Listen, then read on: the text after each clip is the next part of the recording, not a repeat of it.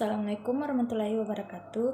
Perkenalkan, nama saya Astri Wadu. Saya mahasiswi dari program studi pendidikan guru madrasah ibtidaiyah dengan NIM 220205065. Adapun tujuan dari pembuatan video ini adalah untuk memenuhi salah satu tugas UTS dari mata kuliah parenting anak, di mana video ini berisikan tentang gaya parenting seorang ibu dari influencer. Beliau adalah Cikita atau Mami Ken.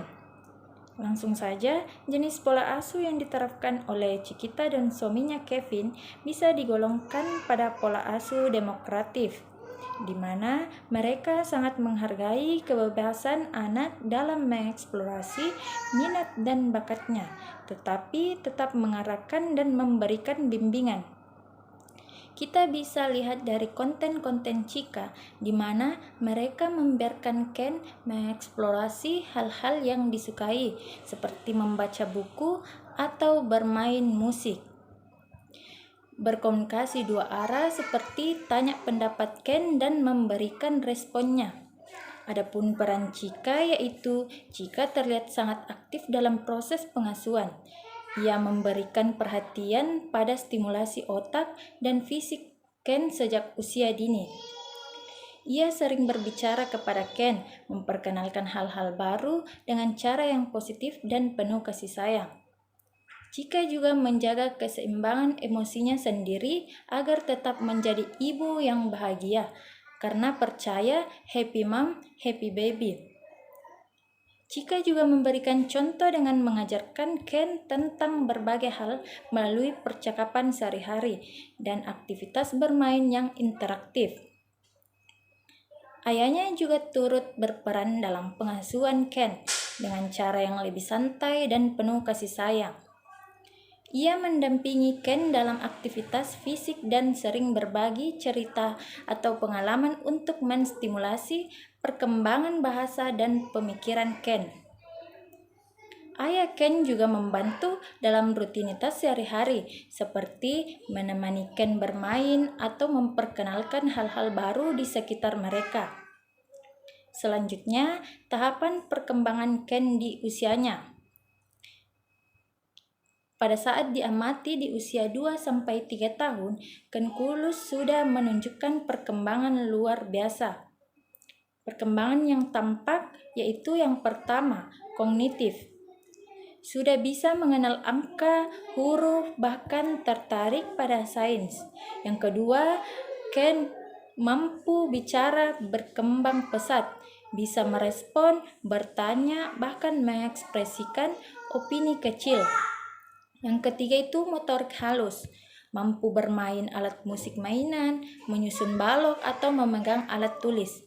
Yang keempat, sosial emosional, yaitu mampu bermain dengan orang tua secara interaktif dan menunjukkan empati kecil.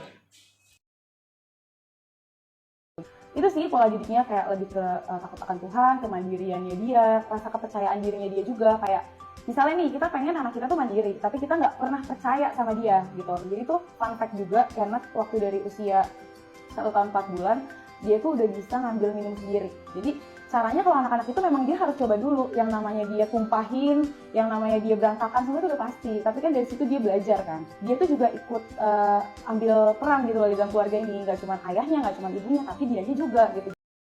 Adapun hal positif yang bisa dijadikan contoh dari orang tua Ken Kulus, Cika dan Kevin dalam pola asuh anak mereka. Yang pertama itu kompak dan sama-sama terlibat dalam pengasuhan baik ibu Cika maupun ayah Kevin. Mereka sama-sama aktif mendampingi tumbuh kembang anak, tidak hanya salah satunya saja. Contohnya, ayah ikut menemani bermain dan mengajari Ken, bukan hanya menyerahkan semua ke maminya saja. Yang kedua itu stimulasi sejak dini. Dengan cara menyenangkan, mereka membiasakan anak belajar dengan cara bermain, baik mengenal angka, huruf, maupun musik. Contohnya itu, Ken Kulus belajar alfabet dengan nyanyian dan mainan edukatif, bukan dipaksa duduk belajar formal. Yang ketiga itu komunikasi yang positif dan dua arah. Mereka sering mengajakkan bicara, mendengarkan pendapatnya, dan memberi respon yang ramah serta membangun. Contohnya, saat ingin sesuatu, mereka ajak diskusi, bukan langsung bilang tidak boleh atau iya boleh. Yang keempat, menjaga keseimbangan emosi dan kebahagiaan orang tua. Jika sering menyampaikan pentingnya ibu bahagia agar anak ikut bahagia. Jadi, ia juga menjaga kesehatan mental dan emosinya. Contohnya, ia menghindari stres berlebihan dan menunjukkan kasih sayang dengan hangat dalam interaksi sehari-hari.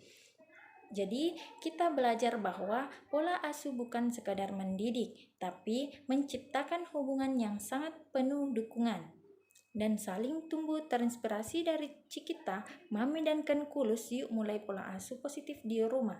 Jadi yuk mulai terapkan pola asuh yang membangun karakter positif sejak dini, karena anak tumbuh lebih baik saat orang tua tumbuh bersamanya. Sekian dari saya, kurang lebihnya mohon dimaafkan. Wassalamualaikum warahmatullahi wabarakatuh.